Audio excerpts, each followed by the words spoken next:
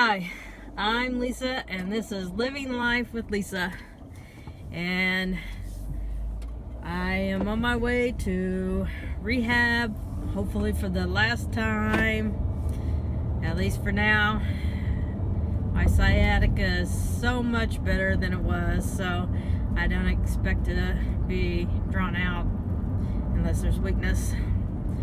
And I'm going to just kind of talk a little bit today. I put up a video yesterday that might have caused a little bit of a stir. Some people are worried about me, but you know what? Don't worry about me, because the more they push, the louder I'll get, and they don't need the bad publicity. And I'm going to pause for just a few minutes because my road is only in the theoretical sense a road, and so it's hard to talk and not have the going. So I'm going to cut off for a while I go through the bad road and get right back with you. Okay, past all the holes. So anyway, with that, I'm not too worried about it, because it took me a while to learn, but I did learn through all my life experiences that squeaky wheel does get some grease. So we'll see. I've thought about it, and probably what I really want from them is to rescind that letter, take it all back, admit that he was just being snotty, and that I should receive medical attention when I need it. But I think he would rather cut off his right arm than to do that, so I don't look for that to happen either. So anyway, so it's dark today, mostly because the sun's just starting to come up. It's going to get worse. We're getting ready for a time change, and so it's going to be really dark in the morning. But it is already 10 till 8 a.m. and it's a bit cloudy, so that might be why it's dark yet this morning. But I don't really have a topic for today. I just want to talk about kind of what's going on. It's like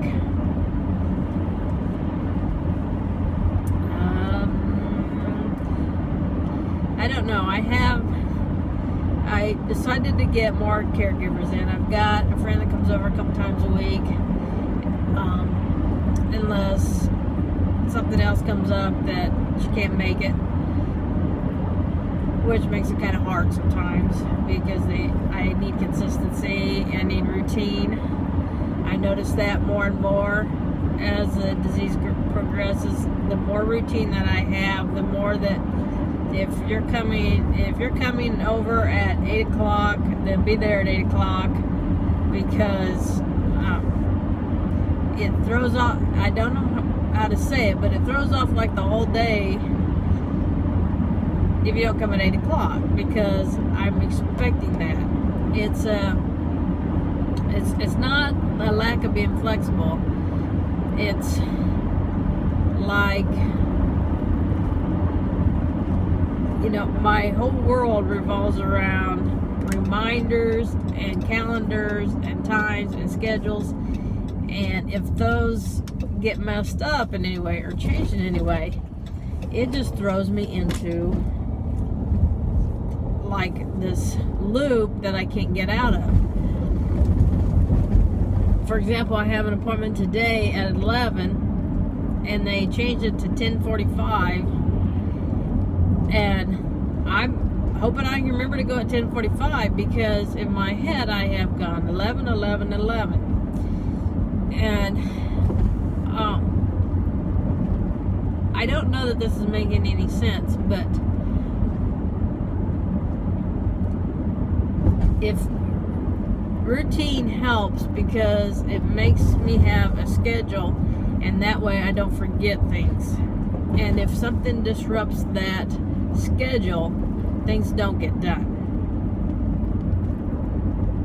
And I feel like I am holding on with my fingernails to life and to reality and to being okay with every bit of energy that I have. And it doesn't take much to knock me off of there. Like I said, it's just the fingernails holding me up and holding me on. And I don't know what. I don't know. I don't know if my hair's ever going to dry in this. It is raining and the sun's dark. It is gorgeous. That's a pink sky. Wish I could show you. But, and I don't think that having several caregivers is the answer. I think when the time comes, what I need is, like one person that is Monday through Friday day shift, another person that is Monday through Friday evening shift, and another person, if needed, night shift, Monday through Friday. And then on the weekends, can be different people. And I want them to be paid people. I don't want them to be family members, because I was a caregiver, and it's such a hard job, because not that you don't love them and don't want to take care of them, but it's not only physical, but there's a lot of emotional things that go on that makes it hard. Things are said, things are done that cause hurt feelings, and I don't want that to happen. I don't know how that's not going to happen, but I don't want that to happen. So my thought is, if I could have professional caregivers and family in the home, so that they're making sure that everything is going well and things are going right and that nothing's falling through the cracks, and mostly being the boss, I guess I should say, then to me that's the perfect situation, because even if I go into a nursing home, somebody, family-wise, needs to be there to make sure that I'm being taken care of. Because the short time that I spent in nursing home when I went to rehab, and this was a highly ranked facility, it was not a fly-by-night place, people were not getting the care that I felt they needed. I was somewhat self-sufficient, because I was in my right mind, and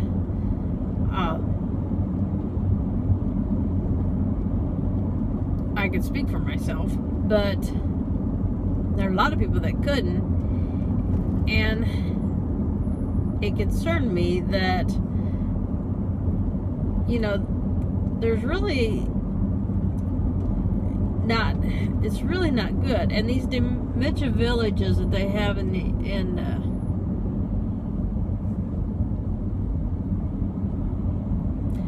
Netherlands or somewhere, I can't think of where they're at. Anyway, I asked the U.S. Alzheimer's Association when we were going to get one, and apparently in 2018 they're opening one in California, which won't help me right now, but it gives me hope that will soon spread throughout the country. And I think those are the perfect things. I think that those villages are absolutely the most wonderful idea, because people live in a home kind of setting, even though it's really a nursing home, but it doesn't look like one, it doesn't feel like one. There's somebody with them at all times. They wander, but they're wandering through what they think is a town, and it's not. It's all part of the property, and everybody that works there, from the person working at the grocery store to the person picking up the trash, all those people are really part of the staff, and they're there to make people feel comfortable, and they know how to deal with people with dementia, and they help them to feel comfortable and to be safe. but they disguise themselves as different kinds of people so that the people, that the clients don't realize that they're in a nursing home. I just think that that's so wonderful. How wonderful is that? So that's where I want to go. I want one of those, but I can't move to the Netherlands to go there. But I do want the U.S. kind of kick it in gear and get something done, so that if I have to go, that's where I want to go. So with that, I'm gonna let you go right now because I'm at rehab, and I'll talk to you later. Bye bye. Hey, I'm Lisa, and this is Living Life with Lisa.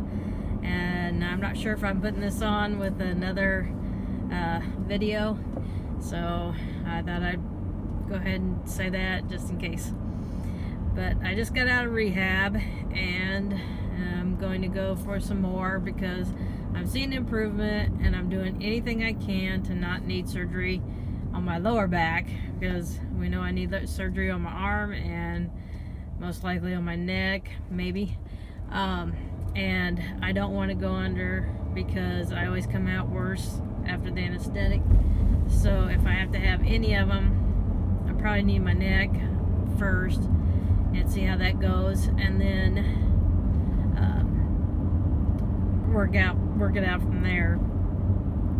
I'm thinking, I've been in some pain, so I'm thinking that I don't know, because it's, you know, I don't think I'm giving up. Part of me is saying I don't believe this diagnosis.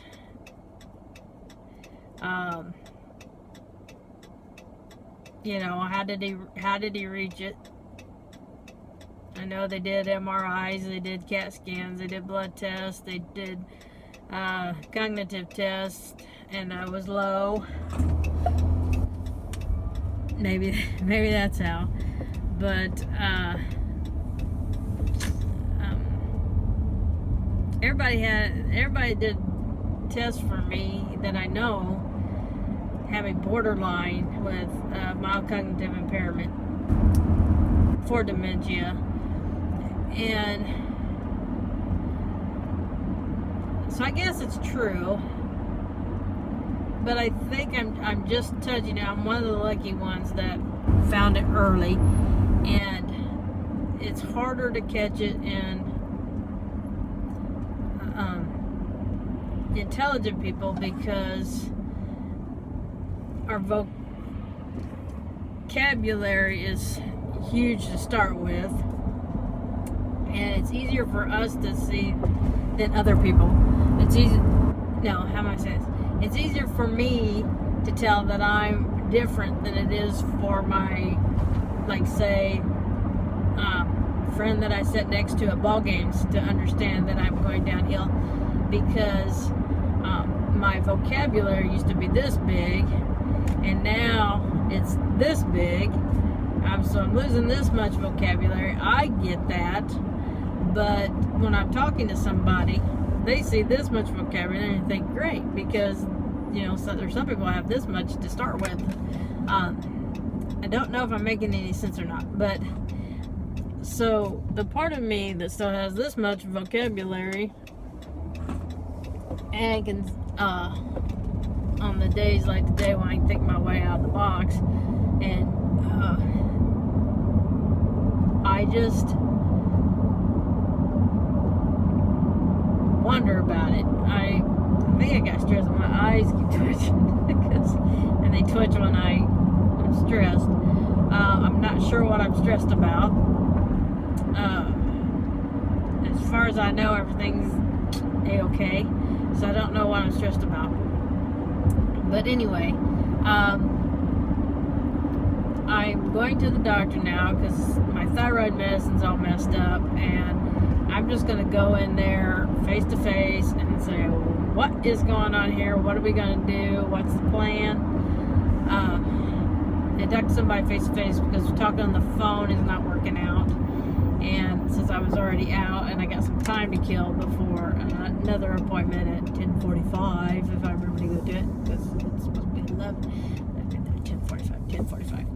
And I do get my hair cut this week, so hopefully I'll watch this video because it's at 2:15 on Thursday. I blew off the last one because I completely forgot about it. I keep forgetting to write it down on the calendar. I put it in my reminders on the phone. I just have to remember to tell my phone, ask my phone what my reminders are. But the good news is, it was a year ago, probably 2 or 3 days ago. It was a year ago that I got out of the wheelchair, and we were talking about that today in rehab because the therapist that was working on me today was the one that took care of me when I came in a wheelchair. And we were talking about how amazing it was and how neither one of us really thought that I was going to get out. Or I said I didn't think I was going to get out, and she said, I have never ever seen you so weak as you were that day you came in a wheelchair. And so, you know, that's one of those I say, good for me. You know, good for me to do the work that had to be done to get out. I'm walking well. I've walked for a week now without a cane even. And she told me today that I'm walking better than she's seen me walk ever. So, yay. Part of that is that I'm still weak, but, whoops. I'm still weak, but the way she explained it is that the weakness is equal in the, both legs, which makes me walk even and not favor one over the other because they're both weak, so, and they're equally weak, which I guess makes sense. And I also washed my hair today, and I feel like I got a helmet on. I wonder if I forgot to rinse my hair after I shampooed it. I don't know. I'm thinking, because it doesn't feel right, I'm thinking I forgot to rinse my hair. But welcome to the world of dementia. I know I forgot to put on makeup, but you know what? You young things that are watching this, because I can see, I know some of you are watching it that are too young to be watching this, but that's okay. You watch it anyway, and you know who you are because you live right behind me. But there comes a point in your life, and it's a wonderful time of your life, where you don't care anymore. You know what? So I don't have makeup on today. It doesn't bother me. I'm not here to impress anybody, and I gotta tell you that that's a wonderful point in life to get to, and this has nothing to do with dementia or anything else. It's just a word from a wiser person that's a little bit older. When you get to that point where you're not getting dressed and you're not making yourself up for other people, and it's about taking care of yourself, and you don't care what others think, it's so freeing and so relaxing and such a wonderful time in your life that you will thoroughly enjoy it. So I hope you find that spot faster and earlier than some do. I got there probably about my 30s, and it was such a freeing time. So those of you that are teenagers and watching this, look forward to that time, because it doesn't mean you got to be a slob. It doesn't mean that you can do whatever you want, but the time comes where you don't get embarrassed anymore, as far as, you know, so what? I got a little bit of pain on my sleeve. So what? I don't. But the point is you don't worry about what others think. Okay? Live life to the fullest, and live life with no regrets. But always do good. Make sure that you're doing the good things so that you don't ever regret saying things to people that you don't want to say, and do things to people that you're going to regret when you get older. That's just my little sidetrack to talk to certain people specifically, because I love you all very much, and I consider you my kids too. So you guys heed these words, because I want my boys to heed these words. I know they don't all do it all the time, and I know you guys don't do it all the time, but Uh, you're all growing up together. You're all doing a great job. I'm proud of all of you. All 8 of you are doing a fantastic job. And I couldn't be happier to have you all in my lives. And you 8 bring joy to me. And I want you to remember, be kind to each other. You are going to have relationships your entire life with all 8 of you are going to. Whether you think so or not, because you are all part of each other's childhood and memories and games. And so I want you all to know that I love you all very much. My kids are my kids, but you guys are also my kids. And you feel free to come over anytime. And I'll love on you just as much as I love on my boys. And remember to always take the high road. Say sorry when you're sorry. And be good to each other. Okay? So, meanwhile, back at the ranch, I am at the doctor's office, so I'm going to cut you all off right now, and I am going to go in and see if I can get some things taken care of. Bye-bye.